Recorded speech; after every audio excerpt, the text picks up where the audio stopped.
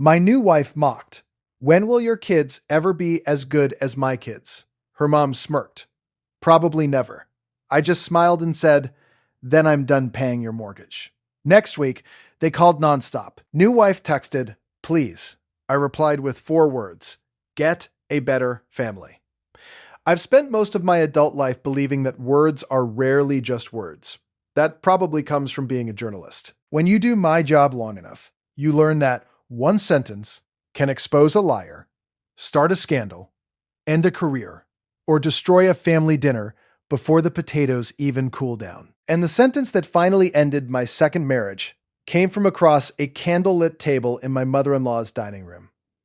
"When will your kids ever be as good as my kids?" Claire said it with a smile. Not a nervous smile, not an awkward smile, a polished one. The kind of smile people wear when they think they're being clever and untouchable at the same time. Her mother, Lydia, sat back in her chair, lifted her coffee cup, and smirked. "Probably never," she said. For a second, nobody moved. My daughter Mia froze with her fork in midair. My son Noah slowly lowered his spoon into his mashed potatoes, like he was watching a nature documentary about predators in expensive jewelry. And me? I just smiled. Because if there's one thing journalism teaches you, it's that when somebody finally says the ugly truth out loud, you don't interrupt them. You let the silence do its job. You let everyone in the room hear exactly what kind of person just revealed themselves. Then I said, very calmly, "Then I'm done paying your mortgage." Lydia nearly dropped her cup. Claire blinked so hard I thought her contacts might file for independence. "What?" she said. I turned to Noah and said, "Pass me the rolls, buddy." He passed them to me with the solemn expression of a child who knew history had just happened. Now, to understand why that sentence landed like a grenade, you need to understand the setup.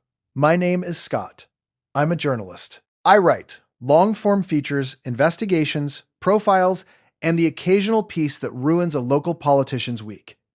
I have 2 kids, Mia and Noah, who are smarter than most adults I know and funnier than nearly all of them. I also made the deeply questionable decision to remarry a woman who looked like Grace in public and competition in private. When I first met Claire, she seemed perfect. We met at a charity gala, which already should have been a warning. I've never trusted events where rich people eat tiny food while pretending they understand the string quartet. I was there because my editor wanted visibility, which in magazine language means smile at donors and try not to offend anyone until after dessert. Claire was elegant, warm, articulate, and impossible to ignore. She laughed at my jokes. She told me she admired my work. She said it was refreshing to meet a man who actually uses his brain for a living, which, after years of interviewing men who described themselves as visionaries because they had discovered branding, felt intoxicating. I was 3 years into widowhood then, and loneliness has a way of dressing red flags in flattering light. More than that, she seemed kind to my children. That was the part that got me. She took Mia shopping once and came back with matching bracelets. She sat through Noah's school play, where he had exactly 1 line and delivered it like he was threatening a medieval king. She brought soup when I got sick. She talked about building a future, blending families, making a home. I wanted to believe her. That was my first real mistake. The second was ignoring the little things once we got married. At first, they were easy to dismiss. She changed the labels in the pantry so everything sounded like it belonged in a lifestyle newsletter. Snacks became fuel. Crackers became intentional crutch. Cereal somehow became morning efficiency. She threw away my old chipped newsroom mug because, in her words, it looks emotionally tired. She replaced Mia's bright lamp with some beige ceramic object that looked like a depressed vase. She told Noah comic books were fine in moderation, in the same tone people use when discussing nitrates or cults. And then there was the way she talked about the children. Not all the time. Never in ways that were obvious enough to start a fight over immediately. That's how people like Claire operate. They don't stab, they file. Her son Braden was disciplined. My son Noah was high energy. Her daughter Chloe was refined. My daughter Mia was still finding herself. Braden played piano. Noah made noise. Chloe danced ballet. Mia went through phases. It was never one thing. It was the drip, drip, drip of a person who thought children came in rankings. Her mother, Lydia, only made it worse. Lydia was one of those women who treated cruelty like polish. She believed being rude in a calm voice made it classier. She wore pearls like they were credentials. She had opinions on posture, diction, ambition, furniture placement, and whether children should be allowed to express themselves before adulthood. She also had a mortgage I had been quietly paying for 6 months. That, too, began with Claire. My mother's been through so much, she told me one evening, eyes glossy, voice soft. I know it's a lot to ask, but family shows up for family. What she did not explain was that Lydia's hard time was mostly self-inflicted. Multiple refinances, impulse spending, at least one spectacularly stupid investment in a candle company run by a man named Blaze, which should have disqualified the whole business on principle. But I paid, because I was in love, because I was tired of being alone, because I wanted this new marriage to work, because I am, apparently, exactly dumb enough to hear the phrase temporary support and respond with automatic transfers. So there I was, sitting at Lydia's table, listening to the woman whose house I was subsidizing imply that my kids were second rate. And what really got me wasn't the insult. It was the casualness, the ease, the certainty that I would sit there and absorb it because I had already absorbed everything else. Claire laughed after I made my mortgage comment, but it wasn't a happy laugh. It was the kind people use when they're trying to pull reality back into the shape they prefer. Scott, she said, stop. That's not funny. I agree, I said. You insulting my children wasn't funny. Lydia leaned forward. You are overreacting. I picked up my knife, buttered a roll, and said, no. Overreacting would be flipping this table and giving all of you a much more memorable evening. This is accounting. Mia, God bless her, looked at me and asked, are we still getting dessert? I said, absolutely. Lydia gave me a scandalized look. This is not something to joke about in front of the children. Mia turned to her and said, you started it in front of the children. I had never been prouder.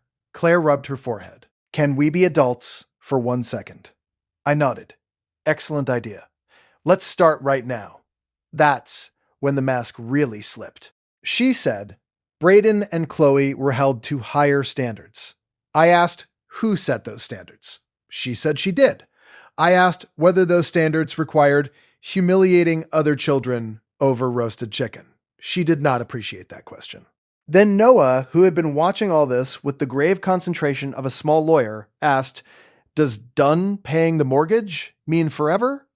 I looked at him and said, yes. Lydia made a sound like an expensive handbag being stepped on. I stood up. Kids, get your coats. Claire stood too. Don't be dramatic. I looked at her for a long time before answering. You insulted my children in front of me and expected me to stay. That was your first mistake. The fact that your mother's house payment comes from my account made it your second. Then I took my kids and left. The drive home was quiet, except for Noah whispering to Mia, Dad's gone full journalist. Mia whispered back, yeah. Nobody say anything stupid. When we got home, I tucked them in myself. Mia asked me, did she mean it? That question hurt more than the whole dinner. Because children always know when they've been measured and found inconvenient by adults. I sat on the edge of her bed and said, she meant to be cruel. That says something about her, not you. In Noah's room, he stared up at the ceiling and asked, are we getting divorced? I sighed. That escalated fast. He turned to me and said, is that a yes? That's an I don't know yet. He nodded solemnly. If you need help hiding all the decorative bowls, I can assist. I kissed his forehead and told him to go to sleep. Then I went downstairs, opened my laptop, and did what I always do when emotion gets too loud. I started documenting. Journalists don't just have trust issues. We have folders. I created one called Things I Should Have Admitted Sooner.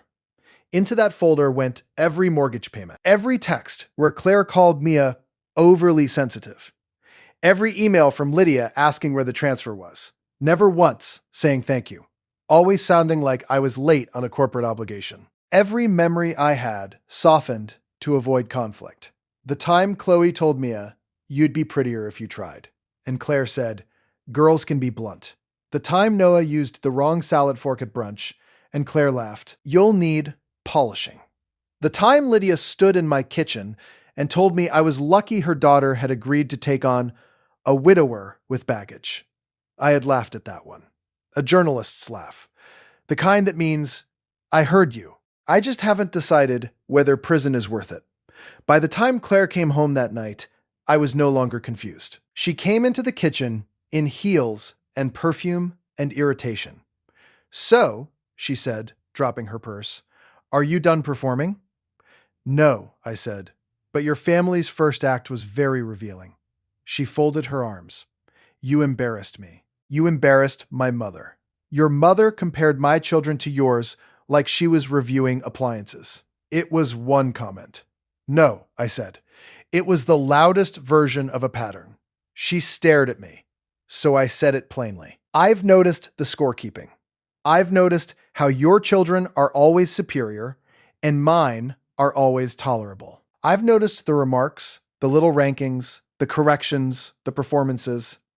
I've noticed your mother speaking about Mia like she needs rebranding." Claire's face hardened. "My children work hard, so do mine. That's not the same." There it was. The ugly part. No costume, no polish, no plausible deniability. I closed my laptop and said, "Thank you." She blinked. "For what?" "For finally saying it clearly." That's when I knew the marriage was over. Not because she'd insulted me. I could survive that. Not because Lydia was impossible. She had been impossible from day one. It was over because in the end, Claire genuinely believed children could be ranked, and mine would always lose in her system. A woman can dislike me, misunderstand me, even use me, but she does not get to make my kids feel small in their own home. The next morning, Lydia called before breakfast. I ignored her. Then she texted, "You owe us an apology." Also, the bank date is the 12th. The nerve was almost artistic. I put my phone face down and made waffles. Mia walked into the kitchen with bed hair and suspicion. "Is everything weird?" "Yes," I said. "But breakfast remains sacred." Noah shuffled in, wrapped in a blanket like a disgraced emperor. "Did evil lose?" he asked. "Too early to say," I told him. "But evil is definitely experiencing budget cuts." That got a smile out of both of them, which was all I wanted that morning. Claire texted from upstairs, "You're making my mother panic. Send the payment and we can talk tonight." I replied with one word, "No." A minute later, "Don't be cruel." I stared at that for a while before answering. Cruel was last night. This is math. That afternoon, I met with a lawyer. I wanted facts, not feelings. The house was mine. I had bought it before the marriage. My support of Lydia's mortgage was voluntary. There was no legal obligation for me to continue financing a woman who treated my children like clearance merchandise. The lawyer, a dry man named Perry, who looked like he'd been assembled out of dark wood and confidentiality, listened to everything and then said, "So your wife and mother-in-law are upset because you withdrew optional financial support after they insulted your children. That is one clean way to phrase it. It is also one clean way to win." I left his office feeling lighter than I had in months. That evening, Claire and I had the conversation that actually ended things. She cried first. I'll give her this. She was very efficient. She talked about stress, misunderstanding, family pressure, and how much her mother depended on me. I asked why her mother's dependence mattered more than my children's dignity. She accused me of weaponizing one comment. I told her, one comment does not become a pattern without rehearsal. Then she said the sentence that sealed it. "Not everyone worships your kids, Scott." I just looked at her, because there it was again. That need to make basic love sound excessive. I said, "This marriage was a mistake." She stared at me like I'd thrown ice water in her face. "You're leaving me? I'm ending this." "Over one dinner?" "No," I said. "Over who you are when you think nobody can challenge you." She moved out within 10 days. She took Braden, Chloe, 6 decorative baskets, a lamp that looked medically depressed, and a blender powerful enough to destabilize weather patterns. And when she left, The house exhaled. That's the only way I can describe it. It exhaled. Mia brought her bright lamp back. Noah left comic books on the coffee table without expecting a lecture on visual clutter. I found my old newsroom mug shoved behind serving trays and felt absurdly emotional about it. For the first time in months, my house looked like people lived there instead of branding consultants. Then came the phone calls. The first week was outrage. The second was bargaining. The third was panic. Because once I stopped paying Lydia's mortgage, real life did what it always does. It arrived with paperwork. Lydia called 12 times in one day. Claire texted essays. Then, one Thursday night, just after midnight, my phone buzzed with a message from Claire. Please. Just that. No speech, no guilt, no framing. Just please. I stared at it for a while, then I replied with 4 words. Get a better family. It was the cleanest thing I'd said all month. The response was immediate and chaotic. Lydia left voicemails about disgrace, society, humiliation, and what people will say. Claire begged me to cover just 1 more month. The refinance had fallen through. The bank was calling. Her mother was under pressure. Couldn't I show compassion? Compassion. That word did a lot of heavy lifting for people who had shown none. I replied once and only once. You called my children inferior. Your mother agreed. This is not an argument. This is the end of sponsorship. After that, I stopped engaging, and life, very quietly, got better. Mia started writing again.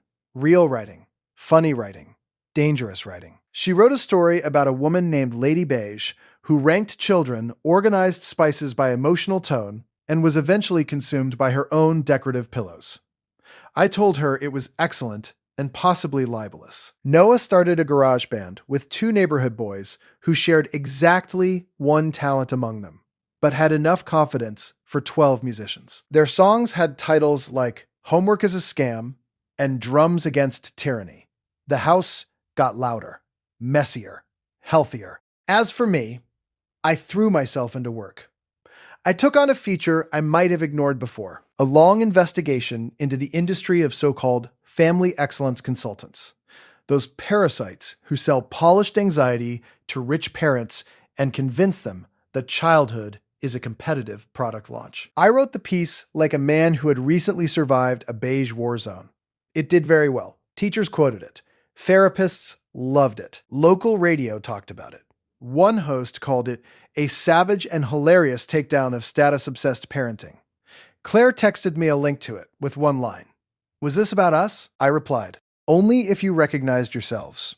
A few months later, something happened I didn't expect. Chloe texted me.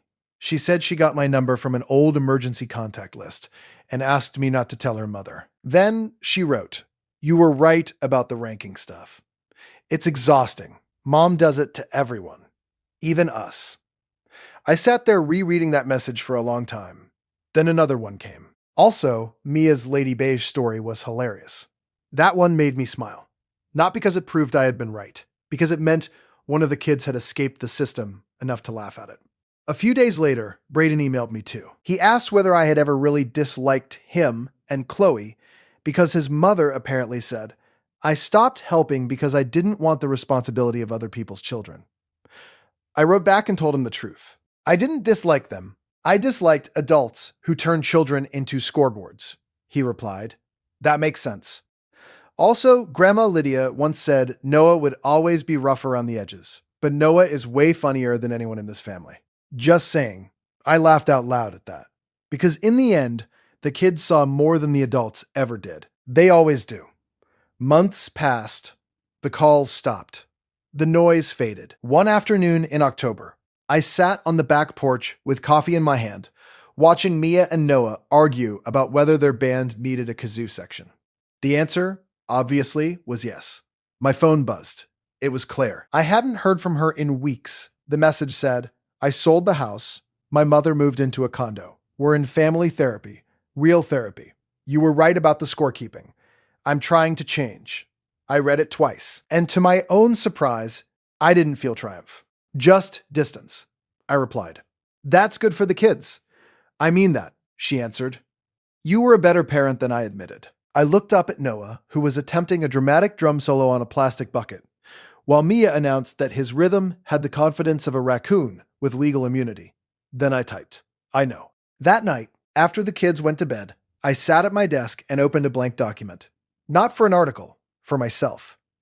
I started writing about family, about guilt, about how easily kindness turns into self-erasure if you don't defend it, about the absurdity of adults who talk about standards when what they really mean is vanity, about children who deserve safety instead of comparison. And somewhere in the middle of writing, I realized something that should have been obvious much earlier. I was never responsible for making cruel people comfortable. I was never obligated to fund disrespect, and I definitely wasn't required to sit quietly while anyone ranked my children like livestock at a county fair. That dinner had broken something, but it had also ended something worse. The performance, the pretending, the part where I kept mistaking endurance for love. In the end, the funniest part of the whole mess was this. The people who sneered at my family forced me to protect it properly. And once I did, I saw the truth clearly. My children were never less. They were never lacking. They were never waiting to become good enough. They were already everything that mattered. Funny, sharp, messy, imaginative, loud, kind, stubborn, honest, alive. And our home, once the wrong people left it, became one too. That night, just before I turned off my desk lamp, Noah shouted in his sleep from upstairs, "No, the lizard lawyer works for me." I laughed so hard I had to cover my mouth. Then I went upstairs, checked on both my kids, and stood there in the quiet for a moment. And for the first time in a very long while, my life felt exactly like the truth.